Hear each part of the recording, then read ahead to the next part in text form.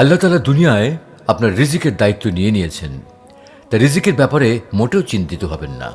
কিন্তু আখেরাতে আপনার জন্য জান্নাতের কোনো নিশ্চয়তা তিনি দেননি। সুতরাং সৎকর্মের ব্যাপারে কোনো শিথিলতা করবেন না। জেনে রাখুন, নাজাত লাভকারী মানুষের সংখ্যাটা খুব কম, অথচ পৃথিবীর জীবনটা খুবই ক্ষণস্থায়ী। জান্নাতের নিয়ামত ছাড়া সকল নিয়ামত অস্থায়ী। জাহান্নামের কষ্ট ছাড়া সকল দুঃখ কষ্টের একটা সমাপ্তি আছে।